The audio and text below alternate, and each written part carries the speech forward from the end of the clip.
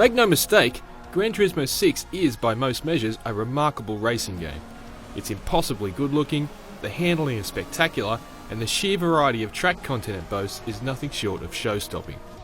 The problem is GT6 is beset on all sides by gripes relating to damage, sound and its dating car list, and they're continuing to nibble away at the foundations of this genre titan.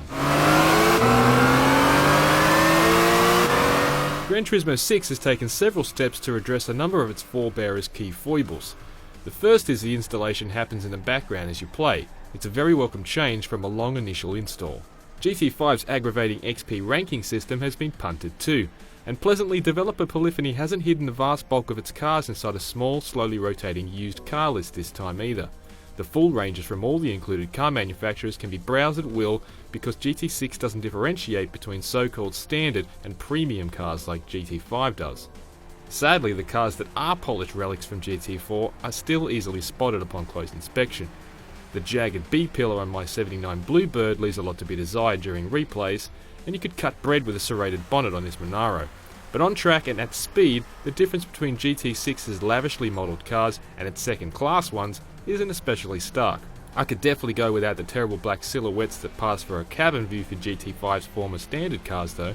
It's a problem that could have been sidestepped if polyphony added a bonnet cam, but it's stuck with this ungainly and weird roof view that makes me feel like the world's tallest man enjoying his new sunroof.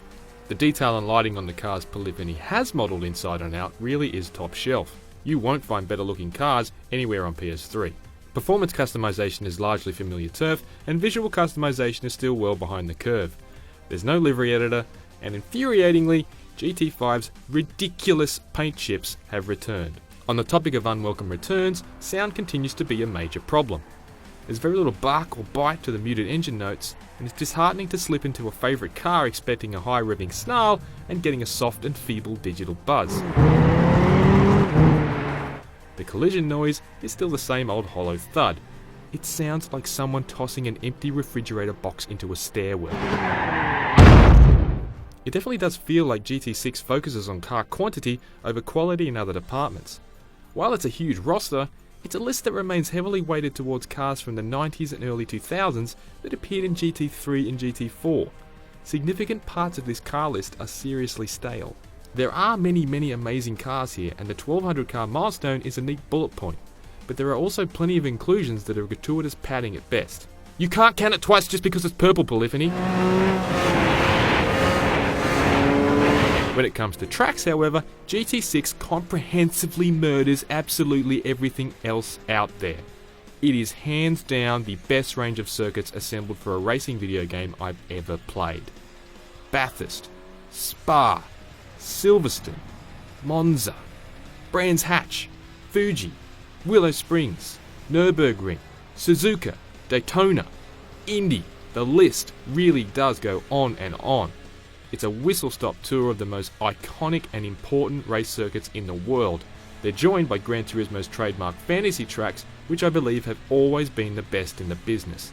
Apricot Hill returns in GT6, one of my personal favourites. The tracks look incredible, and dynamic time of day effects and shifting weather means even racing on the same circuit twice can look quite different. Polyphony could have been a little tighter with the zoning, however.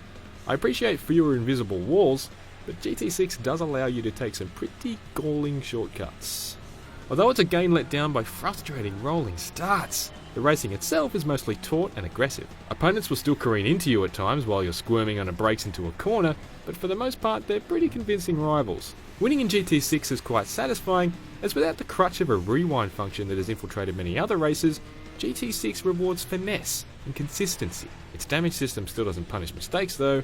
Offline you can do this, and this, and this, with total impunity. Outside of the regular races, GT6 features bonus events like the excellent Goodwood Festival of Speed Hill Climb, plus some pretty fun eco challenges which challenge you to reach certain distances or record a specific lap time on just 1 litre of fuel. There are the license tests too, which felt easier than they used to, and the much discussed moon buggy missions, which are dull and stupid. Okay.